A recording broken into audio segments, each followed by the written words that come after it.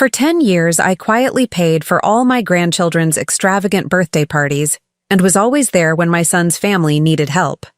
Until my daughter-in-law decided I wasn't prestigious enough to attend my own grandson's 10th birthday celebration. But the day she had to tell 60 guests that the luxury science museum venue had been mysteriously double-booked, her face turned whiter than her designer blazer. She had no idea that while I was knitting sweaters and baking cookies, I was also the anonymous donor who funded the entire children's wing they'd planned to celebrate in. Before we jump back in, tell us where you're tuning in from. And if this story touches you, make sure you're subscribed, because tomorrow I've saved something extra special for you. I never imagined my golden years would be filled with such family drama. At 73, when most of my friends were enjoying peaceful retirement cruises and book clubs, I was navigating the treacherous waters of modern family politics. Looking back, I should have seen the warning signs years ago, but like most mothers and grandmothers, I chose to overlook the small slights in favor of family harmony. My name is Margaret Sullivan. For 42 years, I built and ran Sullivan's Fine Bakery in the heart of Oak Ridge, a charming suburb of Cleveland, Ohio. I started with nothing but my grandmother's sourdough starter and a small loan from the local credit union. By the time I retired, my bakery had 3 locations, 38 employees, and a reputation for the finest wedding cakes in the Midwest.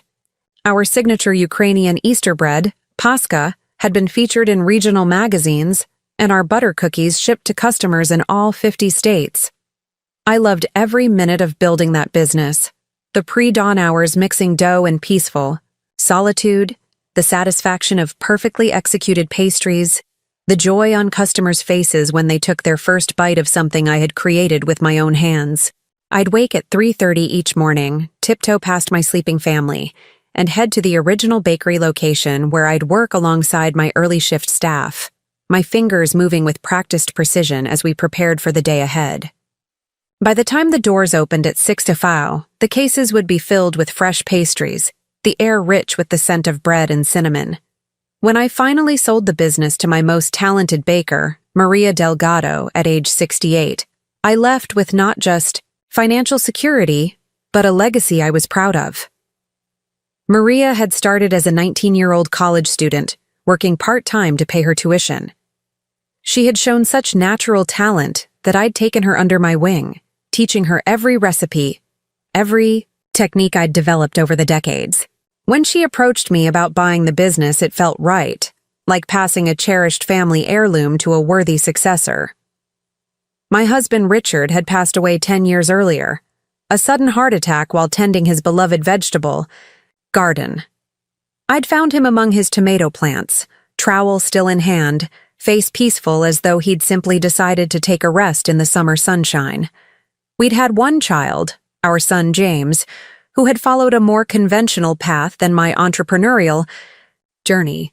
He'd become an accountant, married an ambitious pharmaceutical sales representative named Vanessa, and settled in Shaker Heights, an upscale neighborhood on the other side of Cleveland.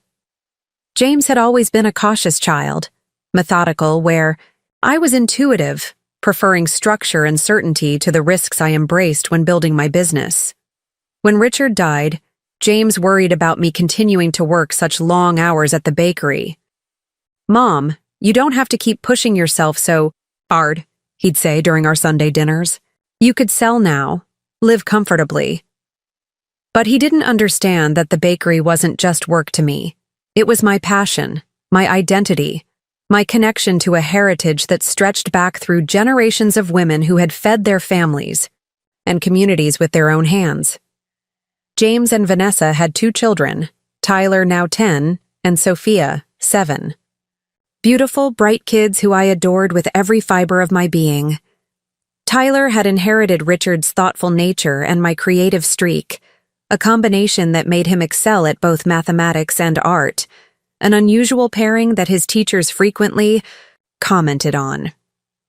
Sophia was a natural athlete with a competitive drive that sometimes took her parents by surprise. Where it came from was no mystery to me. I recognized in her the same determination that had carried me through the lean early years of my business when conventional wisdom said a woman-owned bakery couldn't succeed in our conservative community. When James and Vanessa both pursued demanding careers, I was happy to help with childcare, school pickups, and doctor's appointments. I'd built my business while raising James alone after Richard died. I understood the challenges of balancing work and family. The bakery had taught me efficiency, patience, and the art of juggling multiple tasks without dropping any of them, skills that transferred perfectly to helping with my grandchildren. The early years were wonderful. James appreciated my help, and while Vanessa was always a bit distant, she was polite and seemed grateful for the practical support. I picked the children up from preschool 3 days a week, prepared healthy dinners that would be waiting when James and Vanessa returned from work, and never interfered with their parenting decisions, even when I disagreed with them. When Vanessa insisted on expensive language immersion programs for both children before they could even properly speak English, I kept my doubts to myself.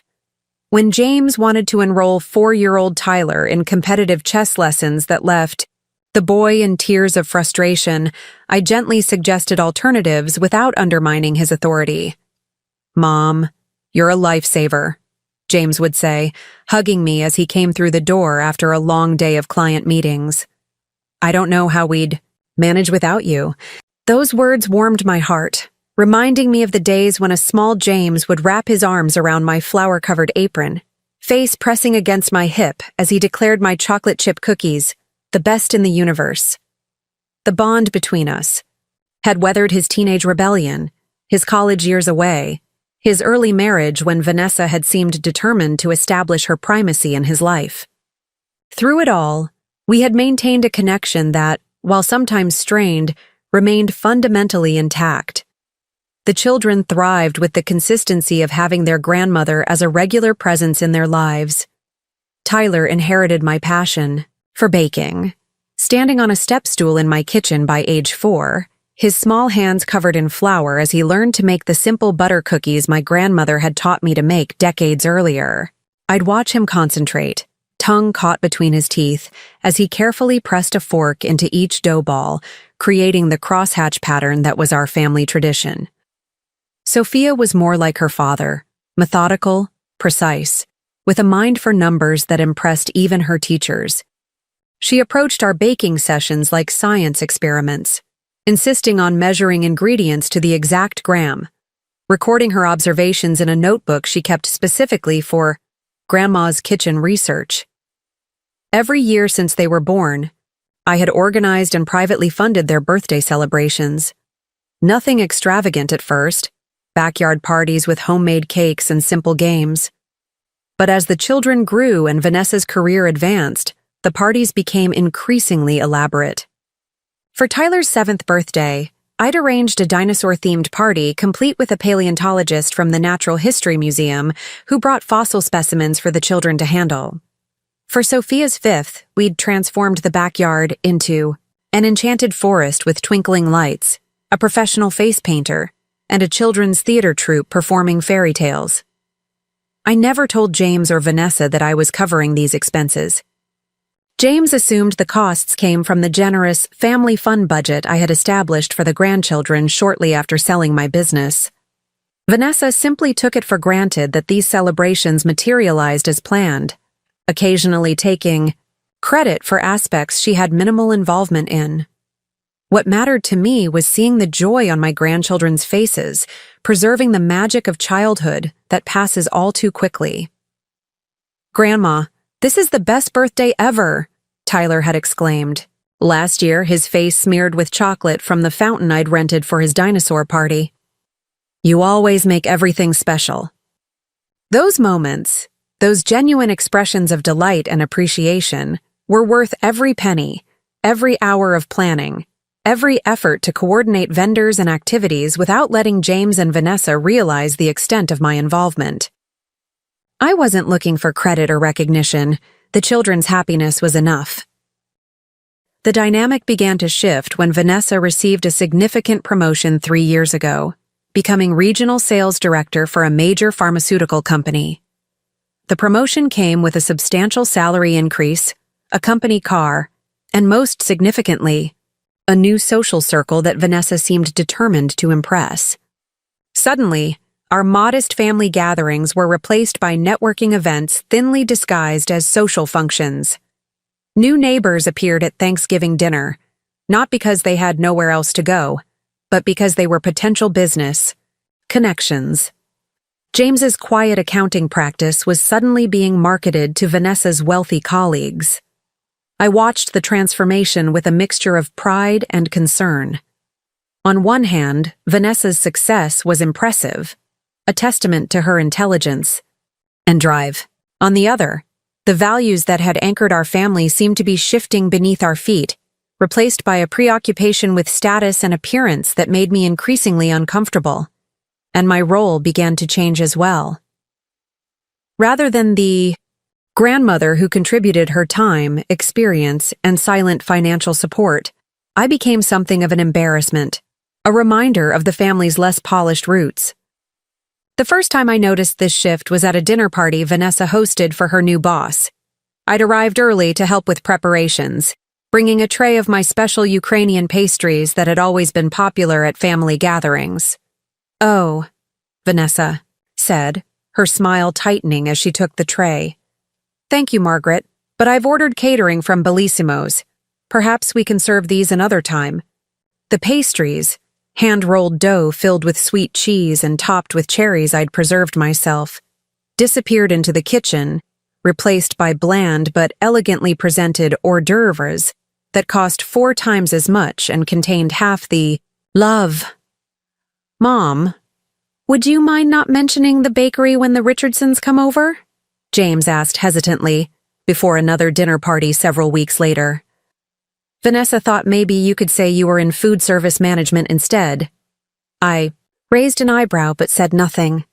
I had never been ashamed of building a successful business from scratch, of the years spent with flour-dusted hands and a sore back from standing at the ovens. Sullivan's Bakery had put James through college without a single student loan, had funded family vacations and his first car, had provided security when other families struggled during economic downturns. But I loved my son and wanted him to be happy, so I played along. That night, when asked about my career by Vanessa's new colleagues, I smiled and spoke vaguely about overseeing operations for a local food business, watching the relief spread across my son's face. The requests continued, small but significant adjustments to my identity to make me more palatable to Vanessa's new social circle. My Ukrainian heritage, which had informed the specialty breads that became Sullivan's Bakery's signature offerings, was downplayed. The family recipes that had sustained us through generations, that connected us to relatives long gone, but not forgotten, were replaced by trendy fusion cuisine that Vanessa found more impressive for her guests. My modest wardrobe was subtly criticized until I found myself shopping for clothes I didn't particularly like, just to avoid Vanessa's disapproving glances. "Margaret, we're going to the country club on Sunday," she would text. "Perhaps something a bit more current?" The dresses I chose were never quite right. Too colorful, too conservative, too ethnic, too something. Eventually, I took to asking for explicit approval before family gatherings, a humiliating practice that reduced me to a teenager seeking permission rather than a grown woman with decades of life experience. "Grandma, why does Mom say you need to dress differently when her work friends come over?" Tyler asked me one afternoon as I helped him with his science project. Out of the mouths of babes, as they say. "Your mom wants to make a good impression," I answered carefully. "Sometimes, people judge others by how they look, not who they are. It's not right, but it happens." Tyler considered this, his small brow furrowed in concentration. "I think your clothes are fine, and your cookies are way better than the fancy ones Mom orders from that expensive place." I hugged him then, grateful for the honesty of children, before they learn to filter their thoughts through the lens of social expectation. "That's because my cookies have a secret ingredient," I told him with a wink. "What is it?" he asked, eyes wide. "Love," I answered, tapping his nose gently. No, Fancy Bakery can replicate that. What James and Vanessa didn't know, what no one knew except my attorney and financial advisor, was that the sale of Sullivan's Bakery had left me far more comfortable than anyone suspected. I had built the business methodically over 4 decades, reinvesting profits, expanding strategically, and developing a wholesale division that supplied restaurants throughout the Midwest. The property values in our once modest neighborhood had skyrocketed as Cleveland experienced an urban renaissance, making the real estate portion of the sale particularly lucrative. When I finally sold to Maria, the final valuation had surprised even me. Martin Holloway, my attorney since Richard's death, had structured the sale to minimize taxes and maximize long-term security. "You're sitting on a gold mine, Margaret," he told me as we reviewed the final paperwork. "You could buy that villa in Tuscany you're always talking about and still have plenty left over." But the villa remained a dream, a someday plan that never quite materialized. Instead, I lived modestly and focused on using my unexpected wealth in quieter ways. Beyond supporting my grandchildren's celebrations, I had made anonymous donations to causes I believed in. The children's reading room at the Oak Ridge Public Library bore a plaque thanking an anonymous local business owner. The scholarship fund at the Culinary Institute that had helped Maria further her education received annual contributions from a donor who requested no recognition. And the science wing at the Cleveland Natural History Museum, Tyler's favorite place in the world, had been partially funded by a donation in memory of Richard, who had loved taking James there on weekends. When he was a boy, the museum donation had been particularly meaningful. Richard had been a science teacher before his heart condition forced early retirement, his passion for the natural world infectious to anyone who spent time with him. When the museum's development director approached me about contributing to their expansion campaign, I'd immediately thought of the hours Richard had spent with James, patiently explaining everything from dinosaur migration patterns to the life cycle of monarchs. The substantial donation had been made under a simple condition that a small plaque near the hands-on geology exhibit would read, "In memory of Richard Sullivan, who taught us to look closer." No mention of the amount, no grand gestures, just a quiet acknowledgement of a man who had found wonder in the world and shared it generously. I lived simply in the same 3-bedroom ranch house Richard and I had purchased when James was a toddler. The kitchen had been renovated, a professional-grade oven and marble countertops my one concession to luxury, but otherwise, the house remained much as it had been when Richard was alive. I drove a 5-year-old Subaru, wore clothes from department stores rather than boutiques, and saved my splurges for travel. Quiet, solo trips to Europe where I could explore bakeries and pastry shops, gathering ideas I still shared with Maria for the business that would always hold a piece of my heart. These trips were my secret indulgence, carefully scheduled around family obligations and presented to James and Vanessa as modest senior tour packages rather than the curated culinary explorations they actually were. Last year's 3 weeks in the French countryside, studying with a master baker in a 300-year-old village, had been described to them as a senior's bus tour of Paris. Technically not a lie, as I had indeed taken a bus at one point and had visited Paris briefly. The deception bothered me, but experience had taught me that transparency would only lead to uncomfortable questions and subtle disapproval. My financial advisor, Paul Berenson, had been urging me for years to enjoy more of my wealth. "Margaret, you've earned this," he would say during our quarterly meetings, his silver-rimmed glasses sliding down his nose as he reviewed my accounts. "The business has been sold for 5 years now. You've set aside more than enough for James." And the grandchildren. When are you going to do something for yourself? Something visible? Something significant? I would smile and assure him that my simple life was exactly what I wanted. The truth was more complicated. After 40 years of 4 a.m. wake-ups and 16-hour workdays, the quiet rhythm of retirement suited me. I didn't need luxury or recognition, but I did need to feel valued, to be treated with basic dignity and respect, something that was becoming increasingly rare in my interactions with Vanessa. "You know, Margaret," Paul said during our last meeting, closing my portfolio with a decisive snap, "money isn't just about purchasing power. It's about agency, the freedom to make choices on your own terms. You've earned that freedom. Don't let anyone take it from you." His words had stayed with me, resonating in unexpected moments, when Vanessa forgot to invite me to Sophia's dance recital until the day before, when James called to cancel our standing Sunday brunch because something came up with Vanessa's work, when I arrived at their house for a planned visit, only to discover they had decided to go to the lake house owned by Vanessa's new colleague. The final straw, the moment that forced me to reassess everything, came 6 weeks before Tyler's 10th birthday. I had arrived at their house for my regular Wednesday afternoon with the children, only to find Vanessa hosting a lunch for what appeared to be colleagues from her company. The dining room table was set with china I'd never seen before, and the house smelled of catered food rather than Vanessa's usual quick prep meals.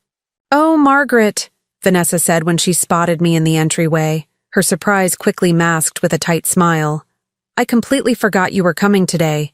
The children have activities after school. They won't be home until 6. This was news. To me.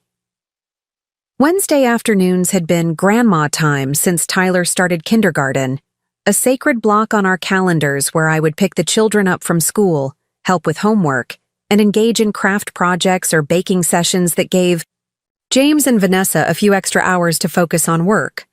"I thought Tyler had Science Olympiad on Thursdays," I said, confused, "and Sophia's ballet is always on Monday."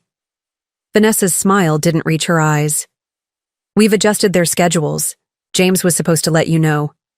From the dining room, a woman's voice called out, "Vanessa, are you coming back? We were just discussing the charity gala." Vanessa glanced over her shoulder, then back at me. "I need to get back to my guests. Maybe call next time before coming over?" I nodded, swallowing the hurt that rose in my throat. "Of course. Sorry to interrupt." As I turned to leave, I heard the woman ask, "Who was that?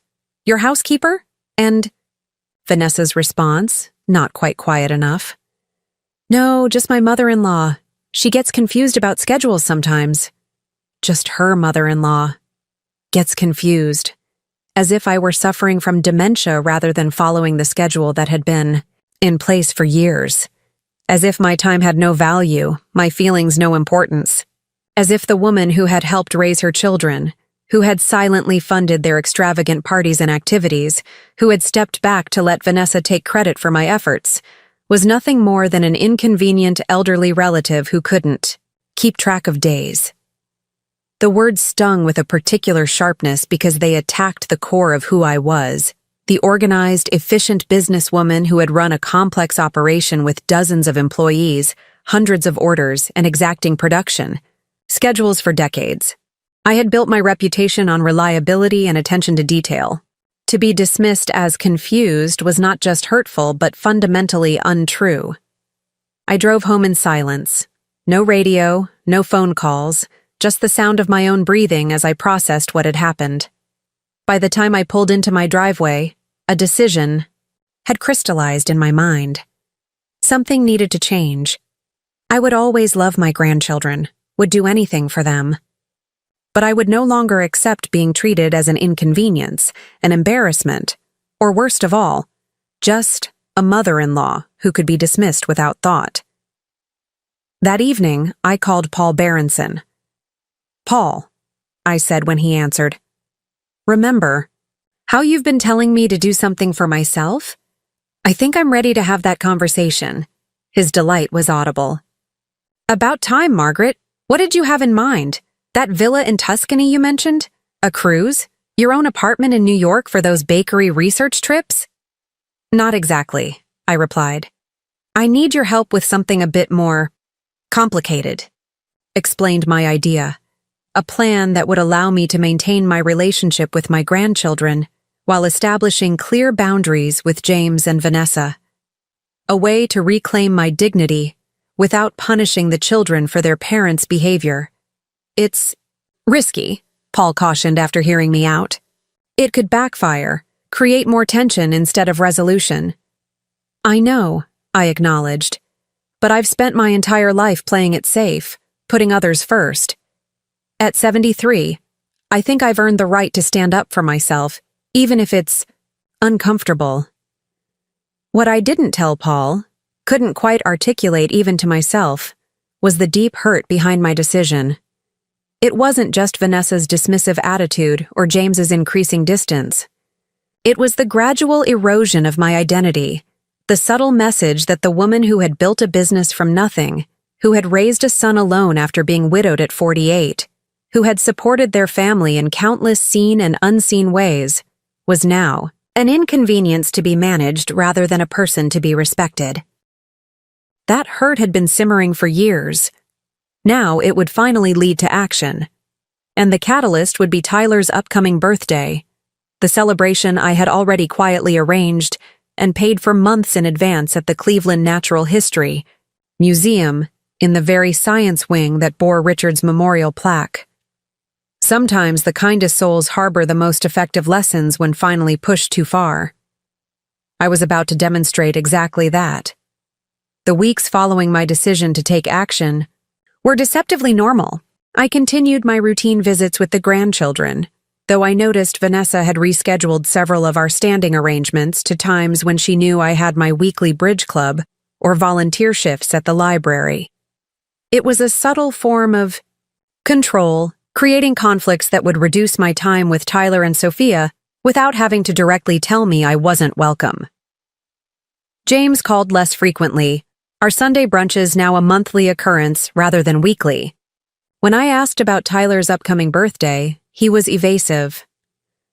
"Vanessa's handling all the details this year, Mom," he said, his voice carrying that slightly strained quality I'd come to recognize as discomfort. "She's got some big plans." "I'd be happy to help," I offered, knowing full well that I had already done more than help. "I've arranged the last 9 birthdays, after all." "I know, and we appreciate it," James replied quickly. "But Vanessa wants to take this one on herself. She's got some contacts through work that are making it really special." The irony of this statement would have been amusing if it weren't so hurtful. The contacts he referred to were almost certainly the museum administrators I'd been working with for months to arrange Tyler's celebration. But I simply said, "That's wonderful. 10 is a big milestone. He deserves something special." What I didn't mention was that 6 months earlier, I had contacted the Cleveland Natural History Museum's events coordinator, Diane Levinson, to book their new interactive dinosaur exhibition space for Tyler's birthday.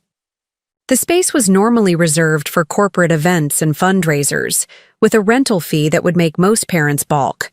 But as one of the anonymous benefactors of the science wing, I had both the means and the relationships to secure it for a children's party. "Mrs. Sullivan, we'd be delighted to host your grandson's celebration," Diane had told me. "After everything you've done for the museum, it's the least we can do." I had spent weeks planning with the museum staff to create an experience Tyler would never forget. A private tour of the fossil collection normally closed to the public, a custom dinosaur-themed cake from Cleveland's most exclusive bakery, AIE, noted paleontologist flying in from Chicago to give a child-friendly talk about recent discoveries in the field. Small touches that would make the day magical not just for Tyler, but for his friends as well. Personalized lab coats with each child's name, authentic excavation tools they could take home, professional photographs documenting the day. All of it arranged in the wing bearing Richard's memorial plaque, a connection to the grandfather Tyler had never met, but whose love of science lived on in the boy's boundless curiosity. Now, according to James, Vanessa was handling all the details and taking credit for arrangements she knew nothing about.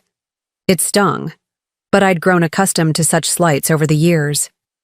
What I didn't yet know was that this birthday would involve far more than the usual appropriation of my efforts. 3 weeks before the party, I received a text message from Vanessa that would prove to be the catalyst for everything that followed. It arrived on a Tuesday morning as I was preparing a shopping list for the week. "Margaret, we need to discuss Tyler's birthday plans. Can you meet for coffee tomorrow at 10? The formality of the message, coupled with the unusual request for a one-on-one meeting, set alarm bells ringing.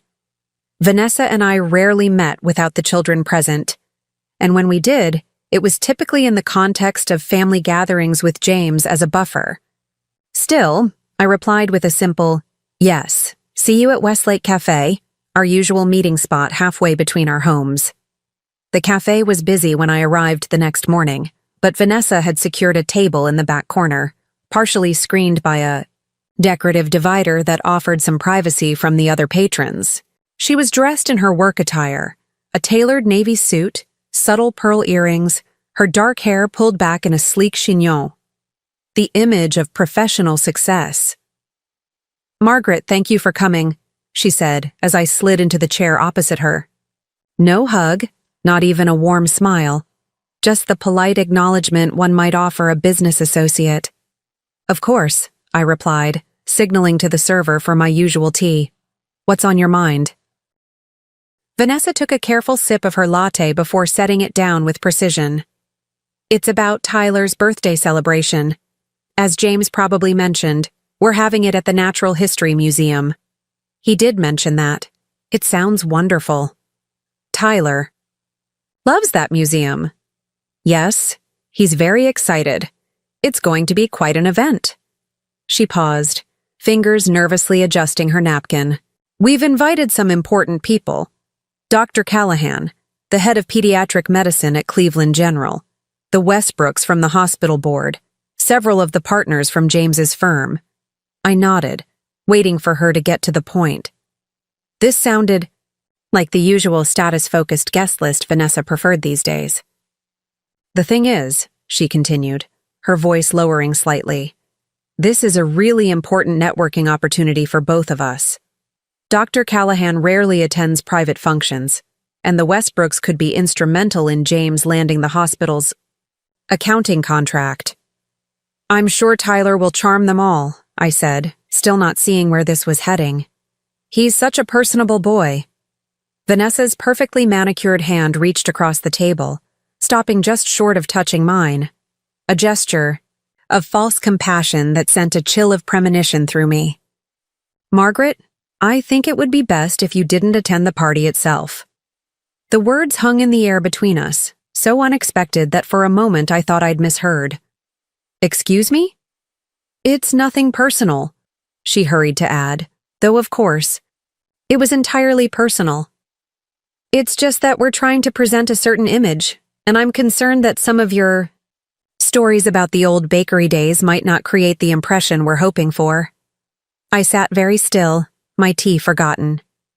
"You don't want me at my own grandson's birthday party because I might mention that I owned a business?" "It's not just that," Vanessa sighed, as if I were being deliberately obtuse. "Last time you were around Dr. Callahan, you spent 20 minutes telling him about Ukrainian Easter bread traditions. And when the Westbrooks were over for dinner, you kept offering to teach their daughters how to make pierogies. I didn't realize sharing family traditions was embarrassing," I said quietly. "It's not that it's embarrassing exactly." Vanessa's tone suggested it was precisely that. "It's just not the sophisticated impression we need to create. These people expect a certain level of refinement." The irony was almost laughable. Vanessa, whose idea of cultural sophistication was ordering expensive wines she couldn't pronounce correctly, was concerned that my decades of craftsmanship and cultural heritage would somehow embarrass her in front of people she was desperate to impress. "I see," I said, my voice steady despite the hurt blooming in my chest. "And what does James think about this arrangement?" A flicker of discomfort crossed her face. "He understands the importance of these connections for our family's future." Translation: She had convinced my son to exclude his own mother from his child's celebration for the sake of impressing people whose opinion of them was based entirely on appearances. We thought, Vanessa continued, seemingly encouraged by my calm reaction, that you could have a special grandmother celebration with Tyler the weekend after. Something small at your house, perhaps? You could bake with him. He always enjoys. That? The dismissal was so complete, so calculated, that it momentarily took my breath away. I was being relegated to a secondary celebration, hidden away like an embarrassing family secret, while Vanessa used my grandson's birthday, the celebration I had arranged and paid for, as a networking event to advance her social climbing. Took a slow, deliberate sip of my tea, using the moment to gather my thoughts. Part of me wanted to tell her exactly what I thought of her transparent manipulation, to reveal that the party she was so proudly claiming credit for had been entirely my creation.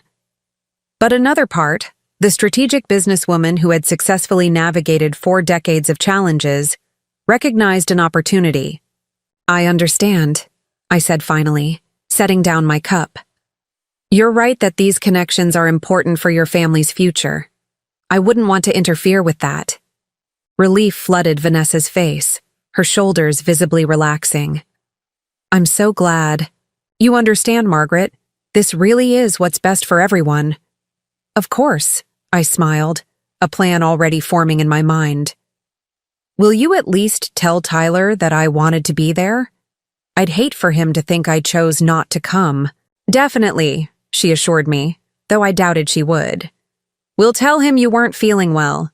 At your age, no one will question it. At my age. Another casual diminishment, another erasure of my agency and capabilities. I nodded as if this were perfectly reasonable, as if I weren't 73 but 103, barely able to leave my home. Well, I should get going, Vanessa said, gathering her designer handbag. I have a meeting with the museum coordinator at 11. So much to finalize for this party. I'm sure it will be wonderful, I replied. Tyler deserves the very best, as I watched her leave, her confident stride carrying her through the cafe without a backward glance. I felt something shift inside me. The hurt was still there, a deep ache that comes from being rejected by your own family. But alongside it was a newfound resolve. I had spent years accommodating Vanessa's ambitions, James's passivity, their combined willingness to use my resources, while minimizing my presence. No more. I pulled out my phone and made 2 calls. The first was to Paul Berenson, my financial advisor. Paul, I said when he answered, remember that plan we discussed? I need to put it in motion immediately. You certain? He asked, concern evident in his voice. This could change your relationship with James and Vanessa significantly.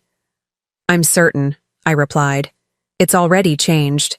They just don't know it yet. The second call was to Diane Levinson at the museum. Diane, it's Margaret Sullivan. I need to make some adjustments to my grandson's birthday arrangements. Of course, Mrs. Sullivan. Is everything all right? There's been a slight change of plans, I said, my voice steady. I'd like to discuss some options. An hour later, I sat in Diane's office at the museum, explaining the delicate situation. As a professional who had worked with donors for decades, she understood the complex family dynamics at play. So you're telling me that your daughter-in-law has no idea you arranged and paid for this entire event? She asked, eyes wide with disbelief. None whatsoever, I confirmed. She believes she's working with the museum through her professional connections. Diane shook her head. Well, that explains a lot. She came in yesterday acting as though she was doing us a favor by hosting her event here. She asked for several costly additions to the package, mentioned her close relationship with the board, and suggested we should be offering her a discount, given her husband's position as an accountant for several prominent Cleveland families. I wasn't surprised. This was Vanessa's standard approach: leverage any connection, however tenuous, to extract maximum benefit while giving minimum appreciation. And now she doesn't want you, our actual benefactor, to attend? Diane continued, indignation rising in her voice. That's outrageous. It is, I agreed. But I'm not going to create a scene or force my presence where it's unwanted. Instead, I'd like to explore other options. Together, we developed a plan that would protect Tyler from disappointment while also establishing clear consequences for James and Vanessa's behavior. The museum would honor the original arrangements. The space was reserved, the paleontologist booked, the special touches ready to make a 10-year-old boy's birthday magical. But there would be some adjustments to reflect the new reality of my relationship with my son and his wife. Are you absolutely sure about this? Diane asked as we finalized the details. It's within your rights as the donor and the person who contracted these services, but it will certainly create some complications. I'm sure, I said firmly. Sometimes complications are necessary for growth. As I left the museum, I felt lighter than I had in years. The anxiety that had plagued me throughout my relationship with Vanessa, the constant worry about saying the wrong thing, wearing the wrong clothes, somehow embarrassing her in front of her precious social connections, had dissipated. In its place was a calm certainty that I was finally standing up for myself, reclaiming the dignity that had been slowly eroded over years of subtle diminishment. I drove home through the familiar streets of Cleveland, passing the original Sullivan's bakery location, now a thriving business under Maria's management. The sign still bore my name, a reminder of the legacy I had built through hard work, determination, and a refusal to be underestimated. Somehow, along the way, I had forgotten those qualities in my relationship with James and Vanessa, had allowed myself to be reduced to a convenient grandmother and occasional checkbook. No more. By the time I pulled into my driveway, the sun was beginning to set, casting long shadows across the garden Richard had loved so dearly. I sat for a moment in the quiet car, thinking about what lay ahead. There would be anger, confusion, perhaps even temporary estrangement from James. But there would also eventually be understanding, or at least consequences for actions that had been too long without them. I had raised my son to be kind, to value family, to respect the sacrifices of others.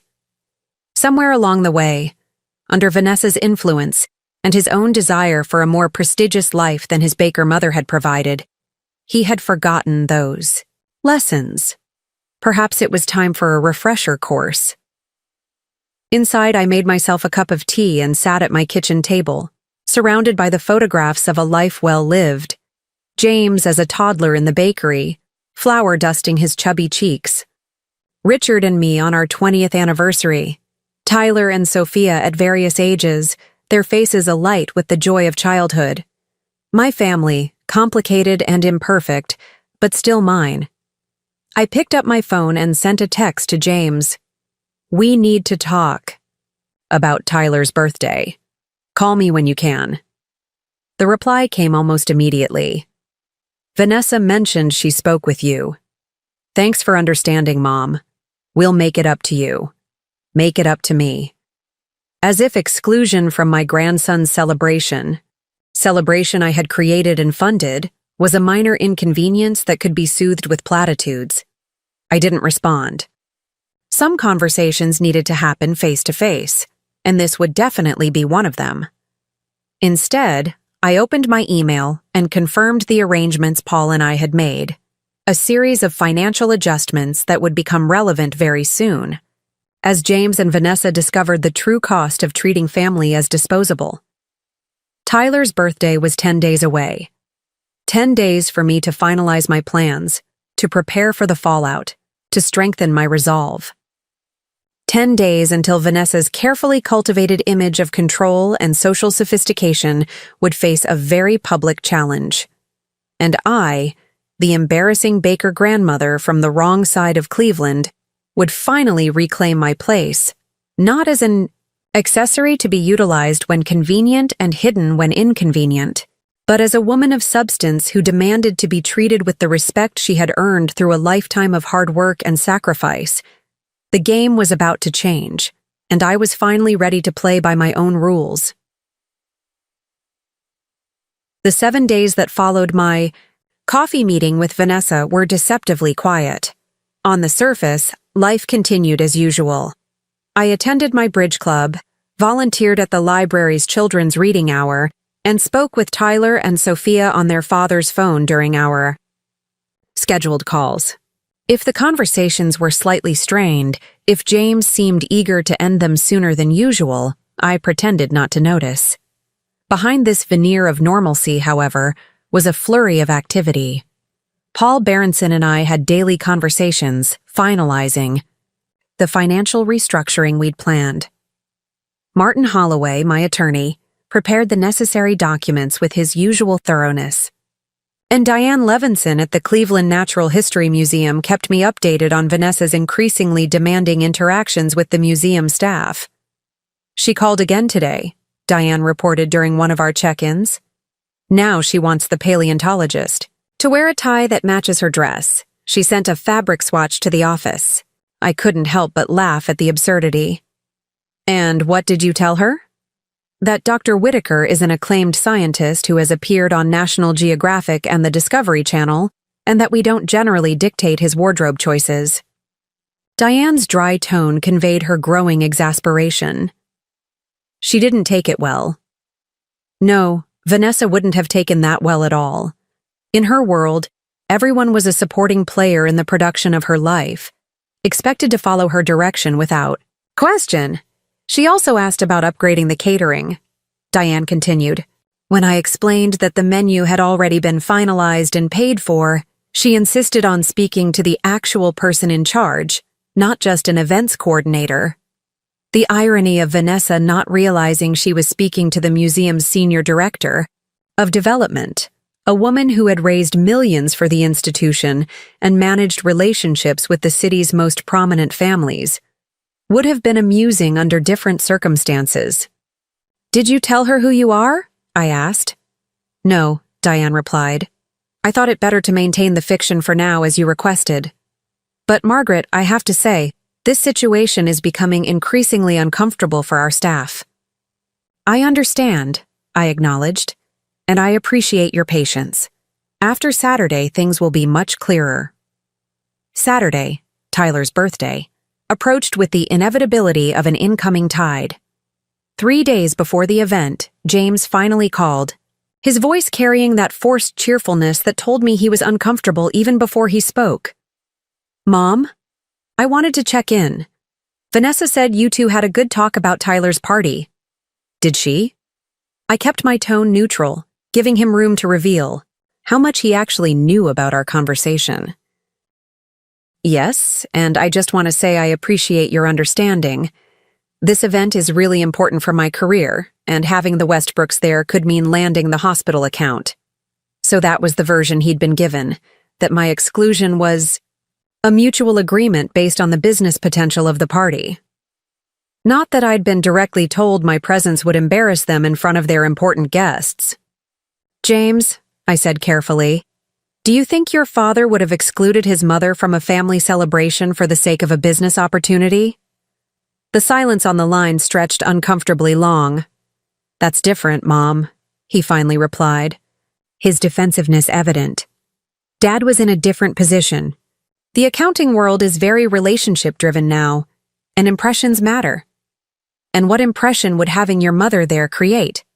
I pressed gently. Another pause. It's not. Vanessa just thought, with the particular guests we have coming. He was fumbling, unable to say directly what his wife had told me so bluntly, that my working-class background and Ukrainian heritage were embarrassments to be hidden away. It's all right, James, I said, rescuing him from his stammering. I understand perfectly. Some things are more important than family traditions. No, that's not what Tyler called me yesterday, I continued, changing the subject. He's very excited about the museum party, particularly about seeing the private fossil collection. Yes, he hasn't stopped talking about it, James said, relief evident in his voice at the shift in topic. Vanessa really pulled out all the stops for this one. I bit back the instinctive correction that I, not Vanessa, had arranged the behind-the-scenes tour months ago, calling in a favor from the curator who had been a regular customer at Sullivan's Bakery for decades. Instead, I simply said, "It sounds wonderful. He deserves a special celebration." "He does," James agreed. "And Mom, we will do something with you the weekend after. Maybe you could make those chocolate chip cookies he loves?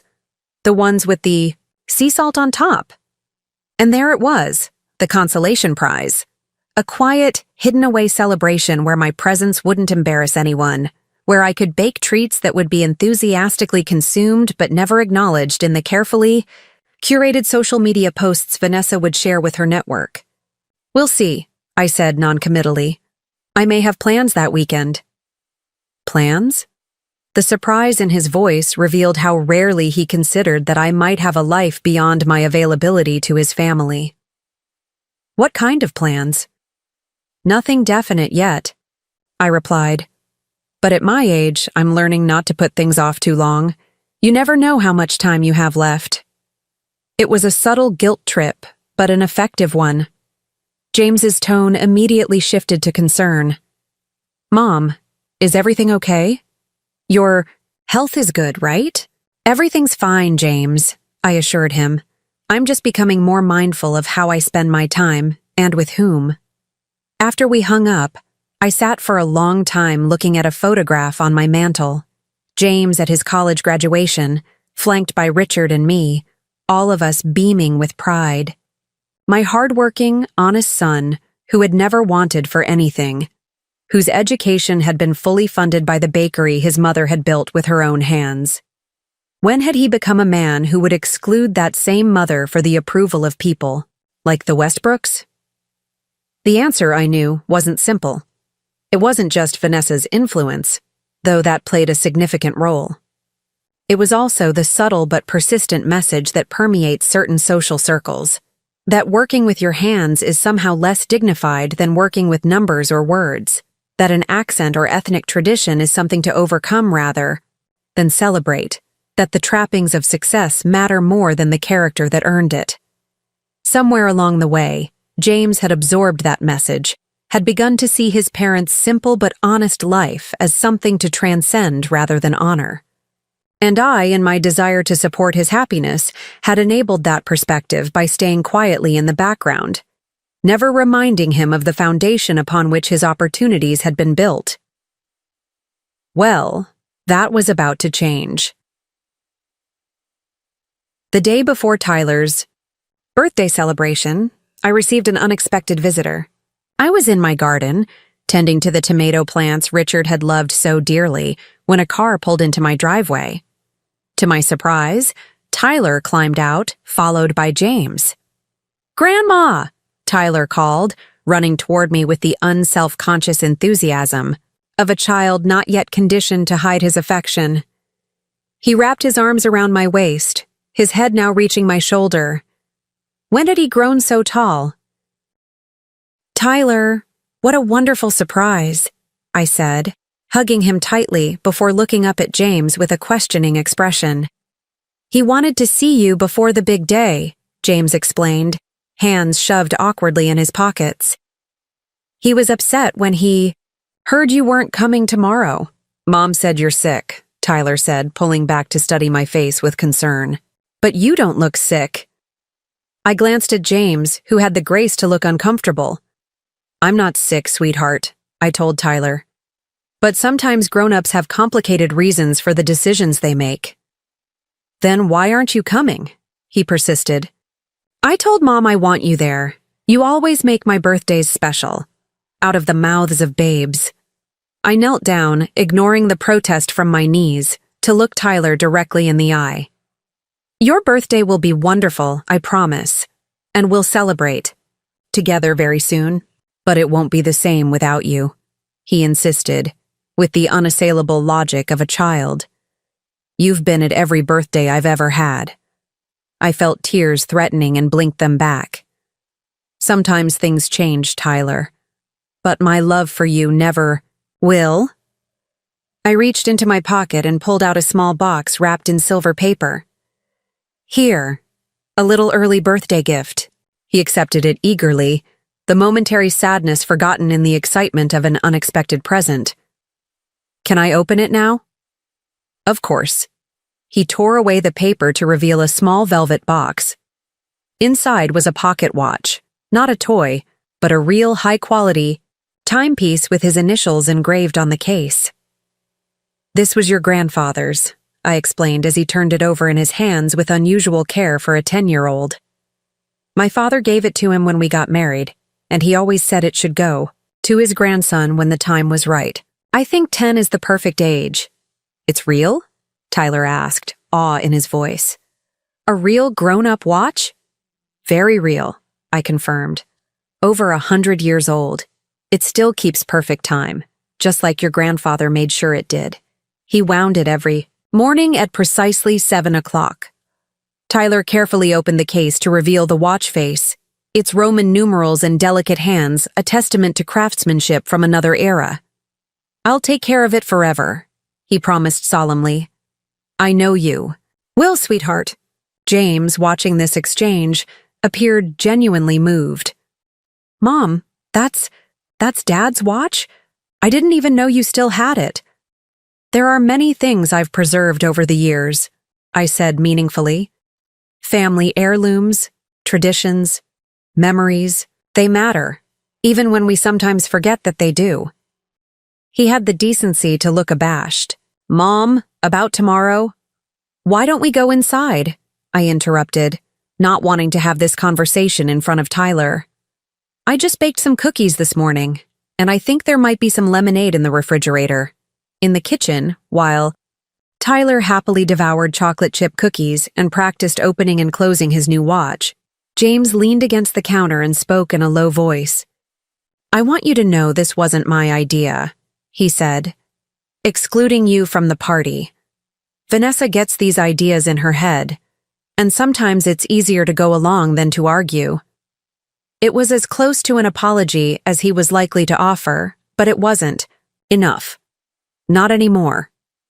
"James," I said quietly, "do you remember when you were 12 and Joey Markham didn't invite you to his birthday because his new friends from the private school thought the public school kids weren't cool enough?" He frowned. "Vaguely.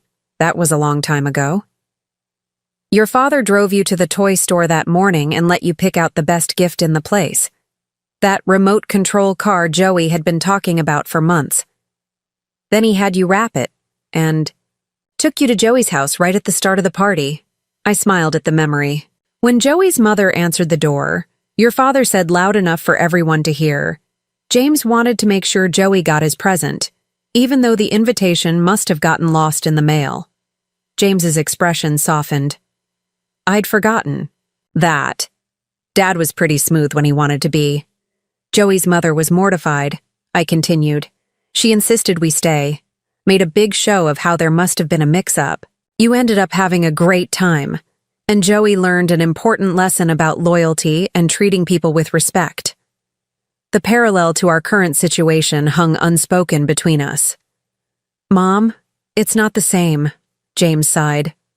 "We're not 12. This is about business relationships that could secure our family's financial future." "Is it?" I challenged gently. "Or is it about being embarrassed by where you come from? By the bakery that paid for your education, the parents who worked with their hands so you could work with numbers?" He had no answer for that, his gaze sliding away from mine to fix on Tyler, happily oblivious to the tension as he arranged cookies in a careful pattern on his plate. "I should get him home," James said finally. "Vanessa will be wondering where we are. Tomorrow's going to be a busy day." "Indeed it will," I agreed with more certainty than he could possibly understand. After they left, I made one final call to Diane at the museum. "Everything in place for tomorrow?" I asked. "Just as you requested," she confirmed. "Though I have to admit, I'm a little nervous about how this will play out." "That makes two of us," I admitted. "But sometimes a lesson needs to be learned, even if the teaching of it is uncomfortable." I spent the evening in quiet preparation, not for the party I wouldn't be attending, but for what would come after. I selected my outfit for the following day with unusual care. a tailored teal dress I'd purchased during my last trip to New York but had never worn, deemed too bold by Vanessa's subtle fashion policing. I laid out my mother's pearl earrings and the simple gold bracelet Richard had given me on our last anniversary before his death. I was dressing not for the party, but for the aftermath, for the moment when the careful narrative Vanessa had constructed would finally unravel. The morning of Tyler's birthday dawned clear and bright, the October sky a brilliant blue that reminded me of Richard's eyes. I sent my grandson a text message wishing him the happiest of birthdays, telling him I was sending him the biggest grandma hug and that his special day would be magical. He responded almost immediately with a string of heart emojis and, "Thanks. Grandma, I wish you were coming." At precisely 11:30 a.m., the time I knew Vanessa and James would be at the museum overseeing the final party preparations, I received the call I had been both expecting and dreading. "Mom," James's voice was tight with tension. "We have a situation here at the museum. The events coordinator is saying there's been some kind of mix-up with our reservation." "Oh?" I kept my tone neutral. "What kind of mix-up?" "They're claiming we don't have the space reserved for today, that it's only a tentative booking pending final confirmation, which apparently never came." The stress in his voice was escalating. "Vanessa is beside herself. The guests start arriving in less than an hour, and the museum is saying we might have to relocate to a much smaller space that won't accommodate everyone." "That's concerning," I said.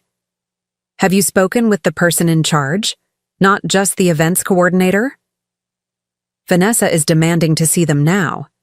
She's insisting there's been a terrible mistake, that she confirmed everything weeks ago." "Did she indeed?" I thought, but didn't say.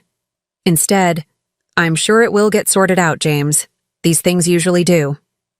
"Mom, is there any chance you could come down here? Vanessa is getting really upset, and I need to call the guests to tell them we might be delayed. You're good at smoothing things over, and right now I could use the help." Oh, the irony. Now I was needed, not as a grandmother celebrating her grandson's milestone birthday, but as the fixer, the calm presence who could soothe ruffled feathers and navigate difficult situations. The woman who had been deemed too embarrassing to be seen by their important guests was suddenly essential when those guests might be disappointed. "I thought my presence would make the wrong impression on your important business contacts," I said, unable to keep a slight edge from my voice. "Mom, please." James sounded genuinely desperate. "Tyler's in tears, Vanessa's threatening to sue the museum, and I'm trying to keep everything from completely falling apart. Whatever issues we have, can we deal with them later? For Tyler's sake?" He had played the one card that was guaranteed to work with me. "For Tyler's sake. I'll be there in 20 minutes, I said, already reaching for my car keys. The drive to the museum was surreal. I knew exactly what I would find when I arrived. The carefully orchestrated consequences of Vanessa's dismissive treatment coming to fruition. Part of me felt guilty for the distress this would cause Tyler, but I reminded myself that the plan included safeguards to ensure his day would still be special. This was about teaching a necessary lesson to the adults, not punishing an innocent child. The museum parking lot was surprisingly full for a morning, with several cars I recognized as belonging to the important connections Vanessa had been so eager to impress. I parked in the spot reserved for major donors, a perk I'd never used before, preferring to remain anonymous in my support of the institution, and made my way to the grand entrance. Inside, the lobby was a scene of barely controlled chaos. To one side, a group of children in party clothes milled about uncertainly, parents checking watches and exchanging concerned glances. At the reception desk, Vanessa, resplendent in an expensive-looking cream dress and designer heels, was gesturing emphatically at a harried staff member. James stood nearby, phone to his ear, his free hand rubbing his temple in a gesture of stress I recognized from his childhood. And there, in the center of it all, was Tyler, clutching his new pocket watch and looking utterly miserable on what should have been one of the happiest days of his young life. I went to him first, kneeling down to envelop him in a hug that he returned with crushing force. "Grandma, everything's ruined," he whispered against my shoulder. "They say we can't have my dinosaur party in the special room anymore." "Nothing's ruined," I assured him, smoothing his hair. "Your birthday is going to be wonderful, I promise. Sometimes plans change, but that doesn't mean they can't still be magical." He pulled back, his eyes red-rimmed but hopeful. "Really?" "Really," I confirmed. "Now, why don't you show me that watch again? Is it keeping good time?" While Tyler proudly demonstrated his new treasure, I took in the scene around us more fully. Dr. Callahan, distinguished in a perfectly tailored suit, was speaking quietly with who I assumed were the Westbrooks, their expressions a mixture of confusion and mild irritation. Other guests stood in small clusters, children growing increasingly restless, parents checking the time with increasing frequency. James spotted me and hurried over, relief written across his features. "Mom, thank God. This is a complete disaster." "What exactly seems to be the problem?" I asked, rising to my feet but keeping a comforting hand on Tyler's shoulder. "Vanessa says she confirmed everything weeks ago, but the museum is claiming they never received final payment or signed contracts. They're saying the space was released from our hold when the deadline passed." He ran a hand through his hair, a nervous habit since childhood. "The only space they can offer us is a small classroom that would fit maybe half our guests, with no access to the exhibits Vanessa promised everyone." "I see," I said, my gaze moving to where Vanessa was now demanding. "To speak to the museum director." "And what does the events coordinator say?" "Some woman named Diane. She keeps insisting there's nothing she can do, that the system shows our reservation was never finalized." The frustration in his voice was palpable. "Vanessa's beside herself. She sent out these elaborate invitations, mentioning the behind-the-scenes fossil tour, the special dinosaur cake, everything. We've got the head of pediatrics here, the hospital board members she's been trying to connect with for months. It's a complete humiliation." Just then, Diane Levinson appeared from a side door, her professional demeanor firmly in place despite what I knew must be an uncomfortable situation for her. She scanned the lobby until her gaze fell on me, a flicker of recognition passing between us, before she approached our small group. "Mr. Sullivan?" She addressed James. "I've spoken with the director, and I'm afraid there's nothing more we can do about the space issue. Our records clearly show that while there was an initial inquiry about booking the dinosaur wing for today, the reservation was never confirmed, the deposit was never paid, and the contract was never signed." "That's impossible," James insisted. "My wife handled all the arrangements personally. She spoke with your office multiple times." "Yes, Ms. Reed did call several times," Diane acknowledged, using Vanessa's professional name. "But discussions are not the same as confirmations. Without payment and signed documentation, we cannot hold a space, especially one as popular as the dinosaur wing." Vanessa, having overheard this exchange, stormed over. "This is absolutely unacceptable," she fumed, her carefully applied makeup doing little to disguise the flush of anger on her cheeks. "Do you have any idea who is here? Today? Dr. Callahan has never accepted a private invitation before. The Westbrooks rearranged their schedule specifically for this event. My professional reputation is on the line." Diane remained admirably calm. "I understand your frustration, Ms. Reed, but the museum has strict policies about space reservations. Without confirmation, I did confirm," Vanessa nearly shouted, causing several nearby parents to turn and stare. "I spoke with someone in your office just last week about the catering menu." "Discussing details is not the same as confirming a reservation," Diane repeated patiently. "Our records show the initial inquiry was made in March, but despite multiple reminders from our office, the deposit was never received and the contract never returned." March. I watched James's expression shift as the date registered. March? He echoed. But Vanessa, you told me you just arranged this a few weeks ago, that your contact at the museum had offered us a special accommodation because of your pharmaceutical connection. Vanessa's composure slipped momentarily before she regained control. I did. This is clearly their mistake, not mine, and I expect it to be rectified immediately. Diane looked at her watch. We can offer you the classroom space, we discussed, with complimentary refreshments for your inconvenience. But the Dinosaur Wing is currently hosting another event that was properly confirmed months ago. This is ridiculous, Vanessa hissed. Who could possibly have priority over our reservation? I demand to know. And there it was. The opening I had been waiting for, though I'd hoped to handle this more privately for Tyler's sake. But Vanessa's insistence on answers in front of the assembled guests left little choice. I believe that would be me, I said quietly. Every head turned in my direction, James with confusion, Vanessa with dawning horror, and Diane with a carefully neutral expression that nevertheless couldn't quite hide her discomfort with the situation. What? Are you talking about, Mom? James asked. I took a deep breath. This was the moment of truth, literally and figuratively. I reserved the Dinosaur Wing for Tyler's birthday back in March. I arranged for the behind-the-scenes tour, the paleontologist, visit the special cake, all of it. Silence fell, heavy and absolute.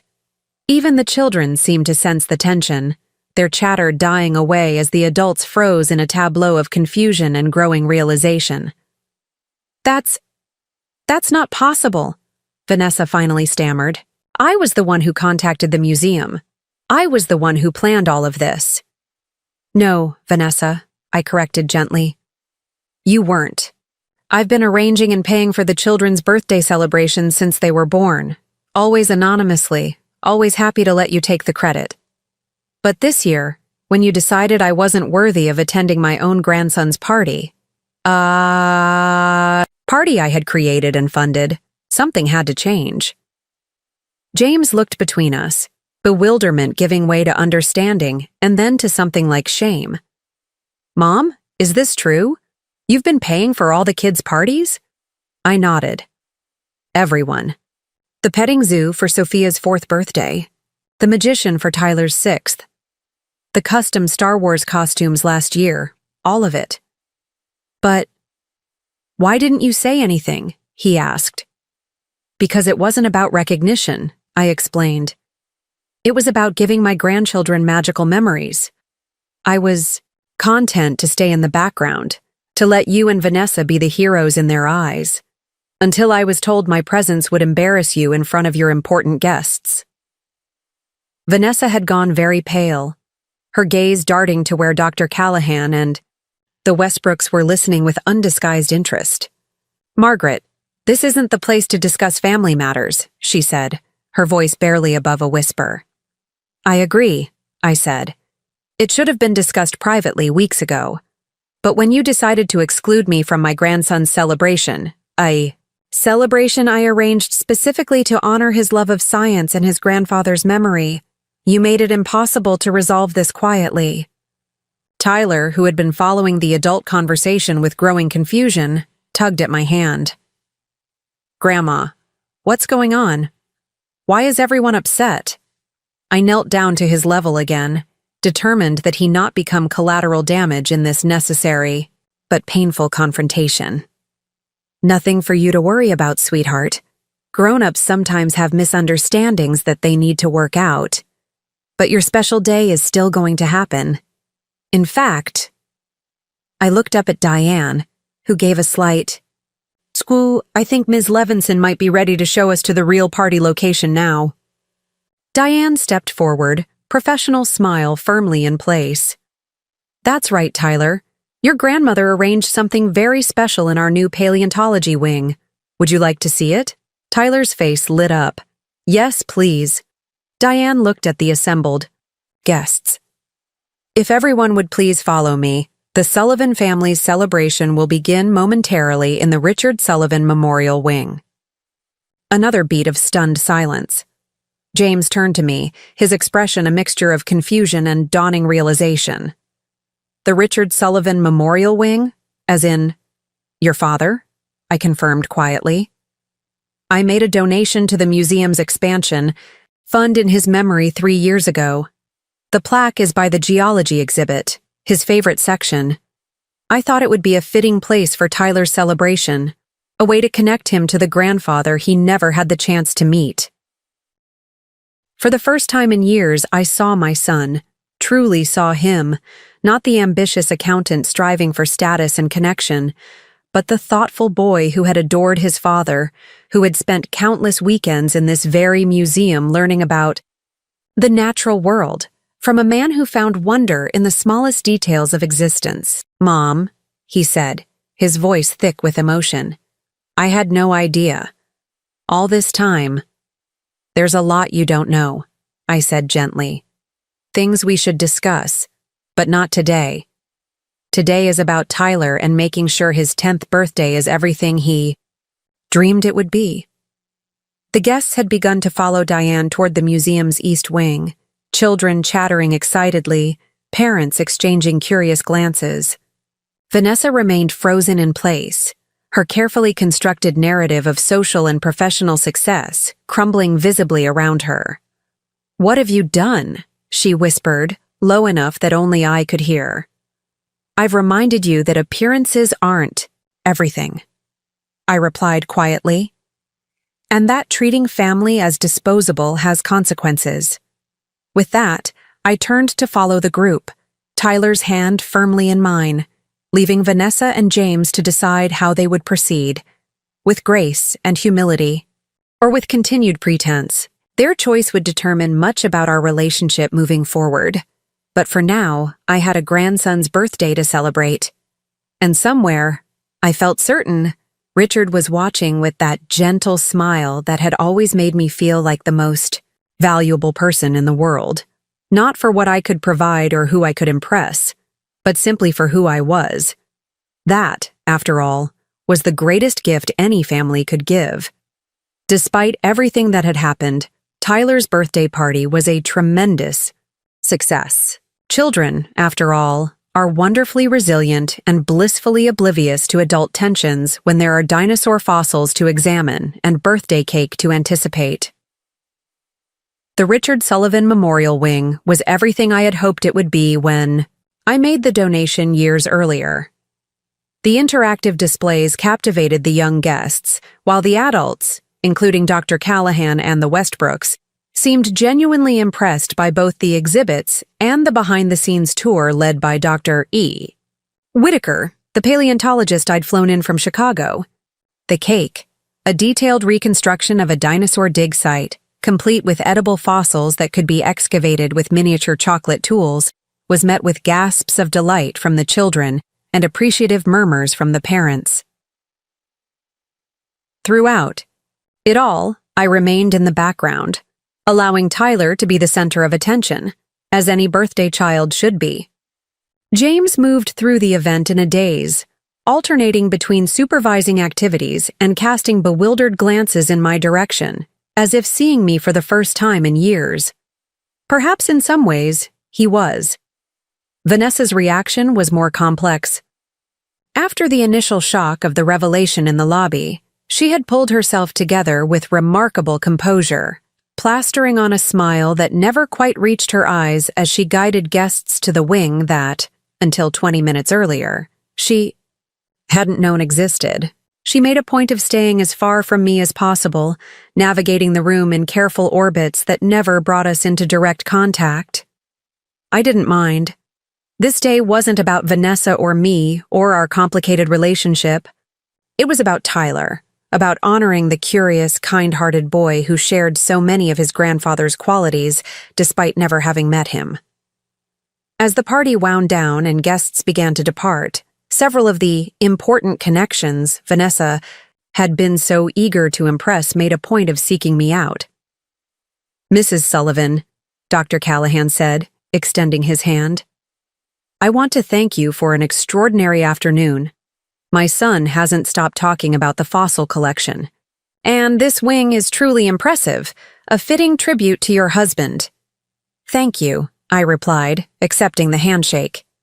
Richard believed knowledge should be accessible to everyone, especially children. He would have loved seeing all these young minds engaged and excited today. Your grandson mentioned you owned Sullivan's Bakery, he continued. My wife and I used to drive across town every Sunday for your sourdough. Nothing else in Cleveland ever compared. I couldn't help but glance toward Vanessa, who was within earshot and visibly tensing at this revelation. The bakery she had been so determined to downplay was apparently a cherished memory for the very people she was trying to impress. That's very kind of you to say, I smiled. My former protégée Maria runs it now, but I'm pleased to say she's maintained our standards. More than maintained, he assured me. She credits you at every opportunity. There's a whole wall of photographs in the main shop documenting the bakery's history, with you at the center. The Sullivan Legacy, I believe it's called.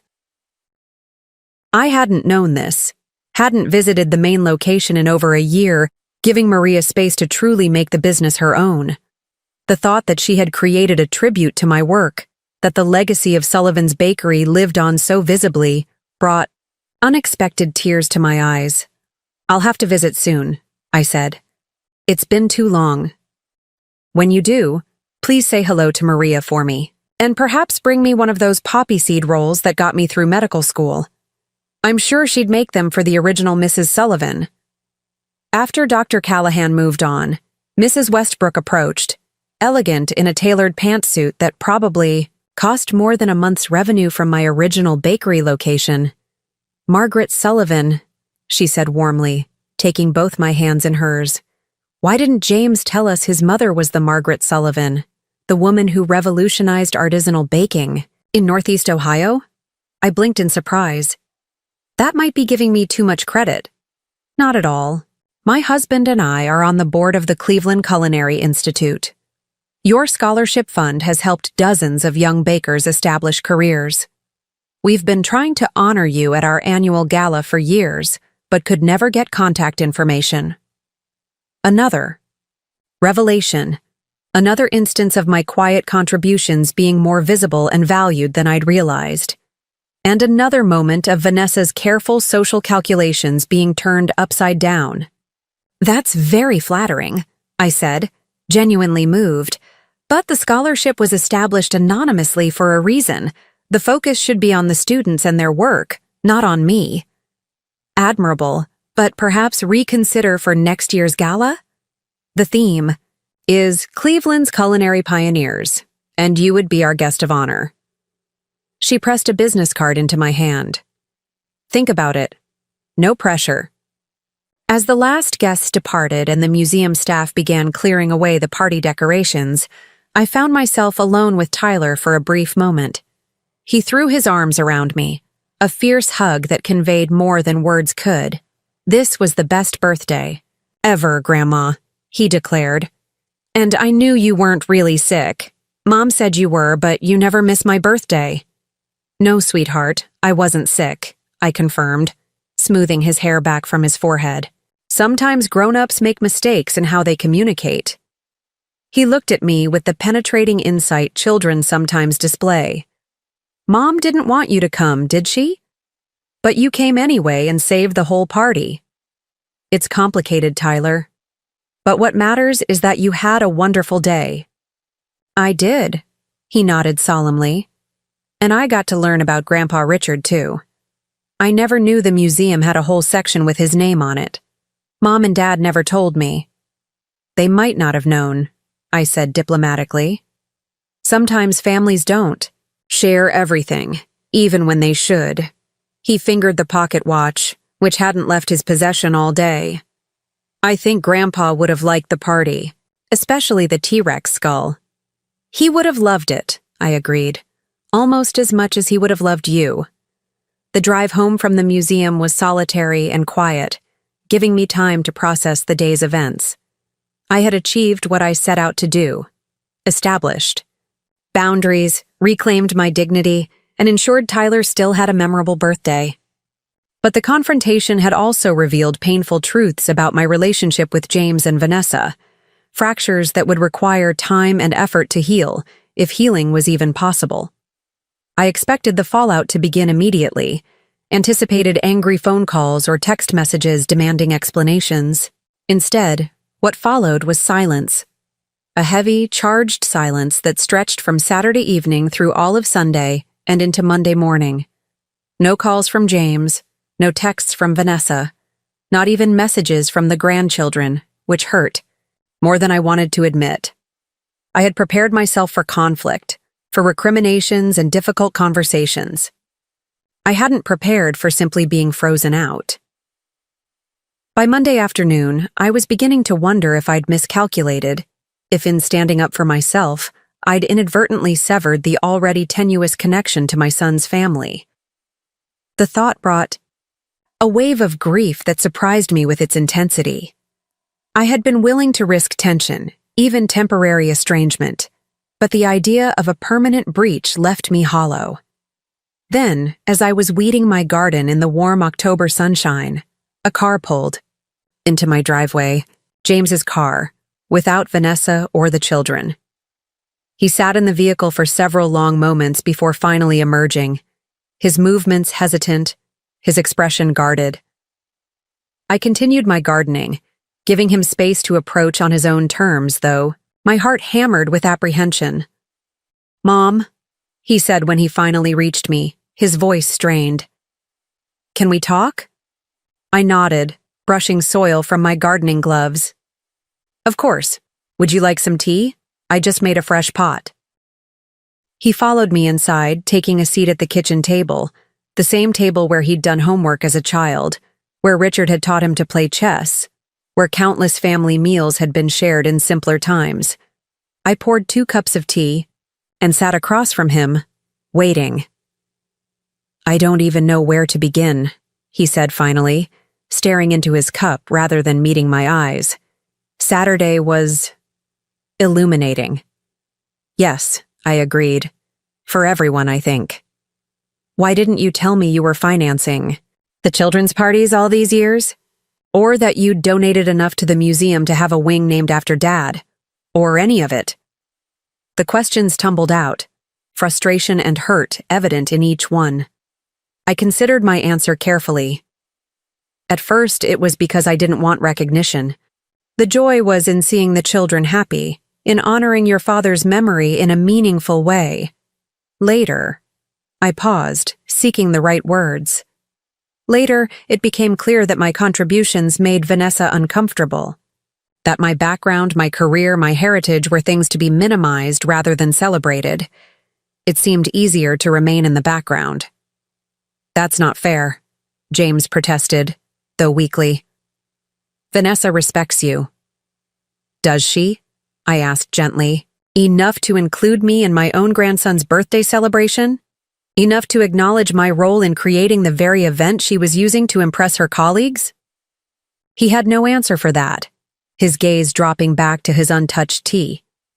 "James," I continued, softening my tone, "I understand ambition. I built a successful business from nothing at a time when women weren't expected to be entrepreneurs.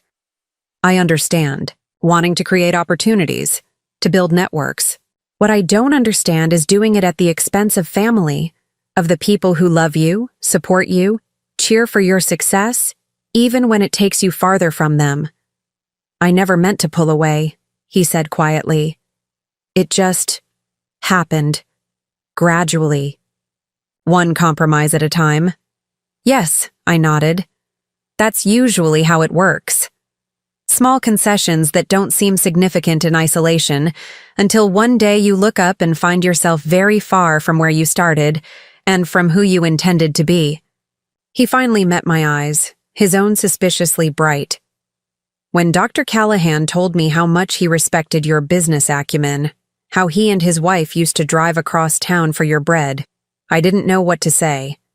All this time, Vanessa and I have been embarrassed, I guess, by the bakery, trying to present ourselves as more sophisticated, more polished.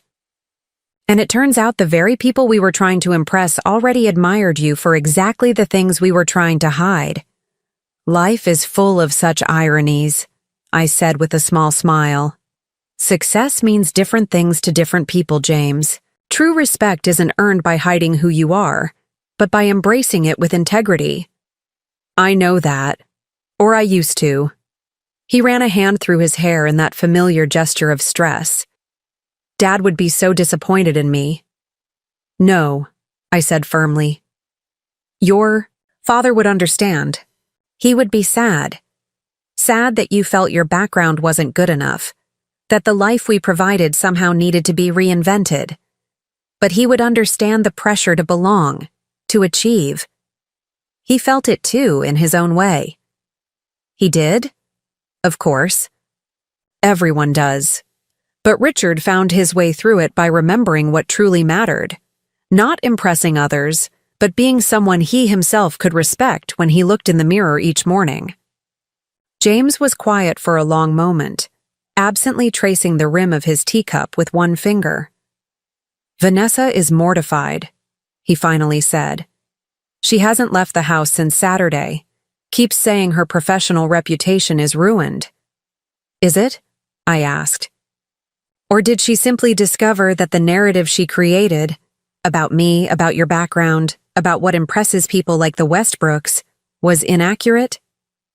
Mrs. Westbrook called her yesterday, James admitted. Asked if Vanessa would connect her directly with you to discuss the Culinary Institute's gala. Said she was thrilled to discover the connection and hoped Vanessa wouldn't mind if they borrowed her mother-in-law for the event. I couldn't help but smile at the irony. And how did Vanessa respond? She said she'd be happy to put them in touch, then went upstairs and cried for an hour. He sighed deeply. She's not a bad person, Mom. Just insecure in some ways. Desperate. To belong in circles that sometimes make her feel inadequate. I know she's not a bad person, I assured him. If she were, she wouldn't have captured your heart. But she made choices that were hurtful. Choices that reduced me to an embarrassing accessory rather than a person deserving of basic respect. I made those choices too, James admitted, by going along with it, by not standing up for you, by forgetting where I came from and who helped me get where I am. His acknowledgement, simple but profound, was the first step toward healing the rift between us. Not excuses, not defensiveness, but genuine recognition of his role in what had transpired. The children keep asking when they can see you, he continued, especially Tyler. He's been telling everyone at school that his grandmother saved his birthday and that she's secretly important to the whole city. I laughed at that description. Secretly important captured the contradiction of my life rather perfectly. I'd love to see them any time. My door is always open to my grandchildren. And to me? He asked hesitantly. Is there a path forward? For all of us? I reached across the table to cover his hand with mine. Family is complicated, James. We hurt each other. We make mistakes. We fall short of who we want to be. But family is also resilient. With honesty and genuine effort, most wounds can heal. And Vanessa? She's afraid you'll never forgive her. Forgiveness isn't the issue, I said thoughtfully. I forgave her the moment I saw her face in the museum lobby when she realized what had happened. What matters now is change. Real change in how she treats me, in how she speaks about me to others and to the children. I won't go back to being the convenient grandmother who's trotted out when needed and hidden away when inconvenient. That's fair, he nodded. More than fair, considering everything. We talked for another hour, clearing the air about many things that had been left unspoken for too long. James shared his insecurities about measuring up to his more privileged colleagues, about providing opportunities for his children that he hadn't had. I spoke of my hurt at being gradually erased from family narratives, at watching my heritage, and accomplishments being treated as liabilities rather than sources of pride. It was messy and occasionally painful, but also cleansing. like lancing a wound that had been allowed to fester for far too long. Before he left, James asked the question I had been expecting since the revelation at the museum. So, the money. From the bakery sale, it was significantly more than you let on? Yes, I acknowledged. The business had grown more valuable than most people realized. The property alone, given Cleveland's revitalization, was worth a small fortune. And you never said anything. Never changed your lifestyle or anything. I didn't need to change my lifestyle, I explained. I've always had everything I need. A comfortable home, good health, work that fulfilled me, family that I love. Financial security simply meant freedom from worry, not a need for luxury or status. All those years helping us with childcare, with the kids' expenses. He shook his head, realization continuing to dawn. We treated you like you needed our charity, offering you a place at our table, acting like we were doing you a favor, when all along I was exactly who I've always been, I finished for him. A woman who built something meaningful, with her own hands, who raised a son she's proud of despite his recent missteps, who finds joy in her grandchildren's happiness. The money doesn't change who I am, James. It just gave me options when I needed them. Like the option to teach Vanessa and me a necessary lesson, he said, a hint of his father's wry humor finally breaking through. Exactly like that, I agreed, with a smile. Sometimes the kindest thing we can do for those we love is to hold them accountable. He hugged me before leaving, a real hug, not the perfunctory embrace that had become our norm in recent years. I'm sorry, Mom, he whispered. For everything, we'll do better. I know you will, I said, and meant it.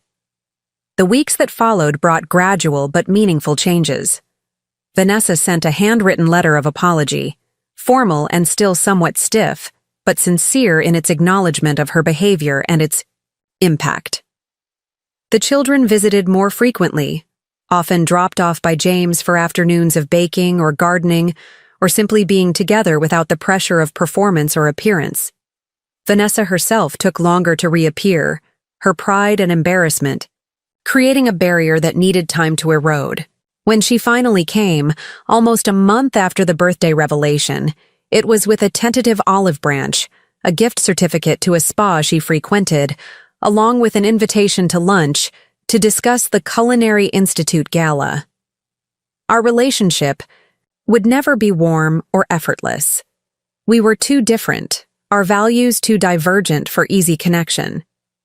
But we found a new equilibrium based on mutual respect, genuine respect, not the performative deference she had shown when she thought me useful but unimportant.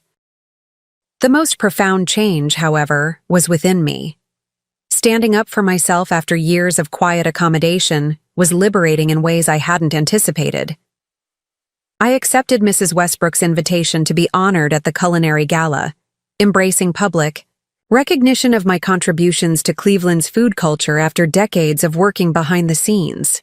I reconnected with Maria at Sullivan's Bakery, touched beyond words by the wall of photographs documenting our shared history, by the recipes that continued to bear my name, by the legacy that lived on in every loaf and pastry. And I began, at long last, to indulge in some of the experiences I'd deferred for so long. I booked that trip to Tuscany I'd been dreaming of for decades. Not alone this time, but with Charlotte, my oldest friend from baking school, and her wife, Eleanor. 3 weeks exploring hillside villages, learning traditional bread-making techniques, from Italian nonnas, savoring wine from small family vineyards as the Mediterranean sun set over ancient stone walls. When I returned, tanned and rejuvenated, I found a request waiting from Tyler's science teacher. Would I be willing to visit his class to discuss traditional baking chemistry? Apparently, my grandson had been telling everyone about the scientific precision his grandmother had applied to developing the perfect sourdough recipe, about how she had been experimenting with fermentation before it was cool. I accepted, immediately. The classroom visit became a monthly occurrence, not just to Tyler's class but to the entire 5th grade, then expanding to include Sophia's 2nd grade group as well. We conducted simple experiments demonstrating how yeast works, how different flours affect texture, how temperature changes the development of gluten strands. Basic food science wrapped in the sensory pleasure of creating something delicious. "My grandmother is teaching the whole school about bread," Tyler announced proudly during a Sunday dinner at my house, a new tradition we had established, replacing the increasingly tense meals at James and Vanessa's with relaxed gatherings around my kitchen table. "Even Principal Reeves comes to watch. He says she's a community treasure." Vanessa, who had gradually begun participating in these dinners, nodded with what appeared to be genuine appreciation. "The Westbrooks mentioned your school visits at the hospital fundraiser last week. Apparently, their granddaughter is in Tyler's class and hasn't stopped talking about the bread experiments. They were quite impressed." There was no edge to her comment, no calculation, just a straightforward acknowledgement of something positive. Progress, small but significant. "Maybe Mom could do something similar for your company picnic," James suggested. "You mentioned they're looking for activities that are both educational and engaging." 6 months earlier, such a suggestion would have been unthinkable. Vanessa would never have considered highlighting her mother-in-law's baking background at a corporate event. Now, she actually seemed to consider it. "That's not a bad idea," she said thoughtfully. "The theme is back to basics this year, traditional crafts and skills. It might be perfect, actually." "I'd be happy to help," I offered, meaning it. "Though I should warn you, I don't do condensed versions. If we're going to teach bread making, we're going to do it properly. 3 hours minimum." "Even better," Vanessa surprised me by saying. "Most of these corporate activities are over too quickly. Something substantive would be a nice change." As I looked around my table, James relaxed and engaged, Vanessa gradually finding her authentic self rather than the carefully constructed persona she'd maintained for so long, the children animated, and happy in the presence of family who truly saw them. I felt a profound sense of peace. The path to this moment had been neither straight nor easy. It had required courage I wasn't sure I possessed, honesty that was painful for everyone involved, and the willingness to risk what I valued most, my connection to my family, in order to preserve my sense of self-worth. But the rewards had been worth it. Not just the external changes in how I was treated, but the internal shift in how I saw myself. No longer the convenient grandmother relegated to the background, but a woman of substance and value, deserving of respect not despite my history, but because of it. That night, after everyone had gone home and the house was quiet, I sat in Richard's old armchair and looked at our wedding photograph on the mantel. "Well, old man," I said to his smiling image, "it took me long enough, but I finally figured it out. Better late than never, right?" I could almost hear his gentle laugh, feel his hand on my shoulder in that comforting way he had. Richard had always seen me clearly. My strength, my worth, my capacity for more than I believed possible. It had taken 73 years, a dramatic confrontation, and the willing sacrifice of comfort for principle. But at last, I had learned to see myself the same way. The baker's daughter from a working-class Cleveland neighborhood. The woman who built a business with her own hands. The widow who carried on with grace and purpose. The grandmother who stood her ground when it mattered most. All of these were me, Margaret Sullivan, in my complete, undiminished self. And now, finally, the world could take me as I was, or not at all.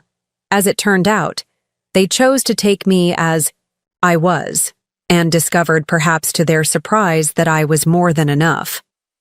A full year has passed since that fateful birthday party at the museum, and what a transformative year it's been.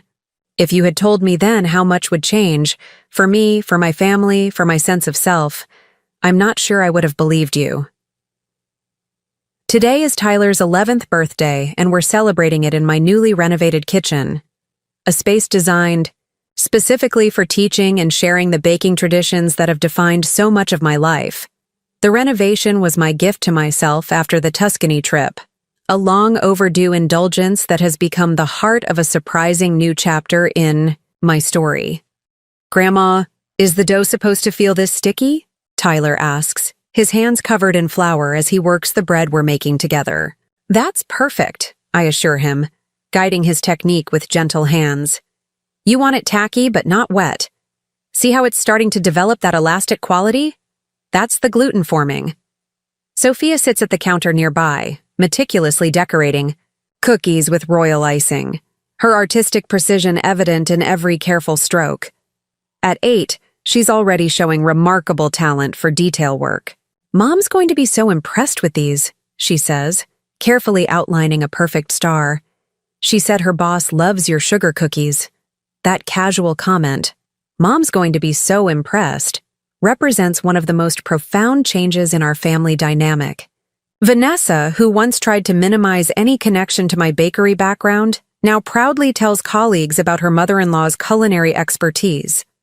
The woman who couldn't bring herself to mention Sullivan's Bakery at dinner parties now brings my homemade bread to office potlucks, sharing the story of its Ukrainian origins without hesitation. The transformation wasn't immediate, of course. For several weeks after the museum revelation, Vanessa avoided me entirely, her pride too wounded for direct interaction. But necessity is a powerful motivator, and when several of her important business connections began asking specifically about me, about the bakery, about my techniques, about whether I might consider teaching a class, she found herself in the uncomfortable position of needing the very connection she had tried to sever. Her first overture came in the form of a text message. "Dr. Callahan's wife is wondering if you would share your sourdough starter recipe. Apparently, they've been trying to recreate it since the bakery changed hands." It was a small thing, but significant, an acknowledgement that what I had created had value, that my expertise was worth seeking out.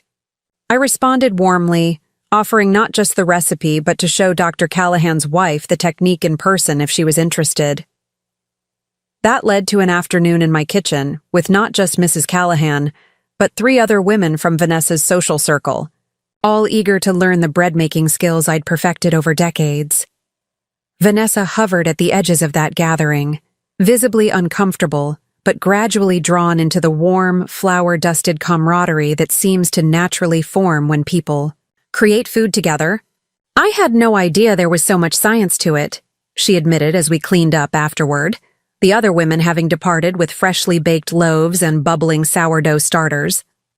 "The way you explained the fermentation process was fascinating."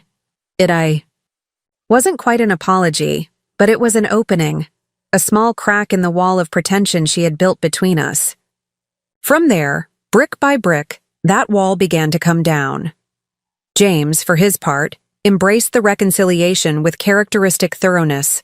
Once he acknowledged his role in sidelining me, he seemed determined to make amends in every possible way. Sunday dinners at my house became a sacred tradition.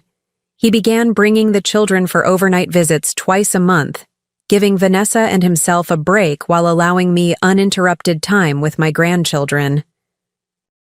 Most meaningfully, he took a genuine interest in the bakery legacy, visiting Sullivan's with Tyler to see the wall of photographs, asking questions about the early days, the struggles, the triumphs I had experienced while building the business that had funded his education and comfortable childhood. "I never really understood what you accomplished," he confessed during one such conversation.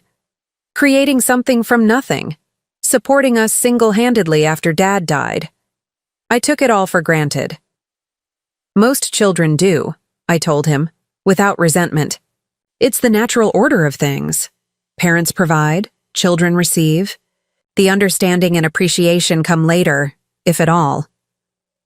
"I'm just glad I figured it out before it was too late," he said, and I knew he was thinking of his father, of all the things left unsaid between them when Richard's heart failed so suddenly, in that sunlit garden. The most unexpected development of the past year, however, has been my own journey.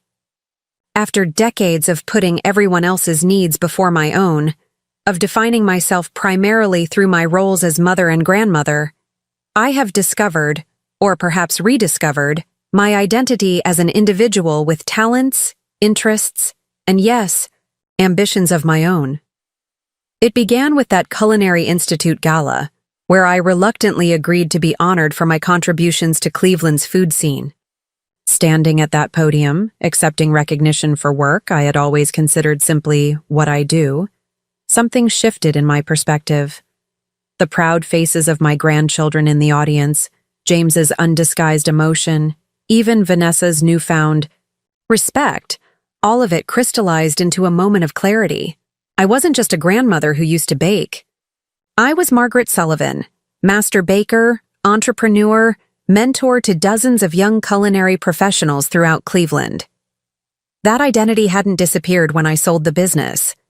It had simply been tucked away, like sourdough starter in the refrigerator, dormant, but still very much alive.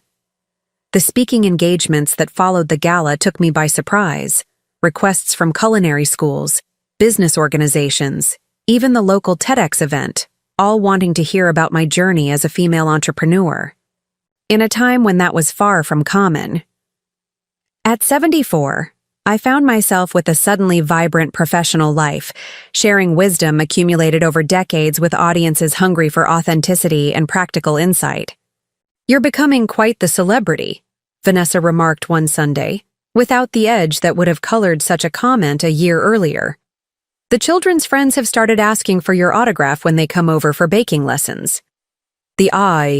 Baking lessons, perhaps the most joyful development of all. What began as classroom visits expanded into weekend workshops for children and their parents, hosted here in my newly renovated kitchen. Twice a month, I welcome families into my home to learn the basics of bread and pastry, to experience the tactile pleasure of working with dough, to connect across generations through the simple act of creating food together. Vanessa, to everyone's surprise, including her own, has become a regular participant. Her initial stiffness gradually gave way to genuine interest and eventually to real skill. Last month, she brought a perfectly executed babka to an office function and proudly announced it was made from my mother-in-law's Ukrainian family recipe, passed down through generations. The phrase, "my mother-in-law," no longer carries that slight intonation of embarrassment or obligation. Now it's simply a statement of relationship, sometimes even spoken with a hint of pride.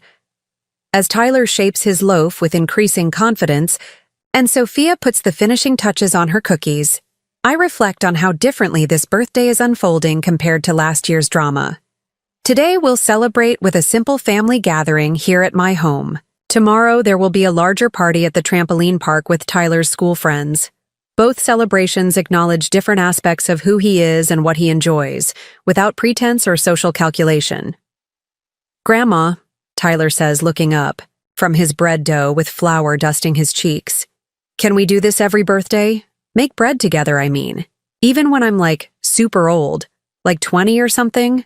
"Absolutely, I promise, my heart full. For as many birthdays as you want, for as long as I'm able. The true gift of this past year hasn't been the recognition or the new opportunities, welcome though they've been. It's been the authenticity, the freedom to be fully myself, to be valued for who I actually am, rather than who someone else thinks I should be. And in claiming that freedom for myself, I've somehow helped my family discover their own authentic selves as well. Sometimes the greatest act of love is standing firm in your truth, even when it creates temporary discomfort.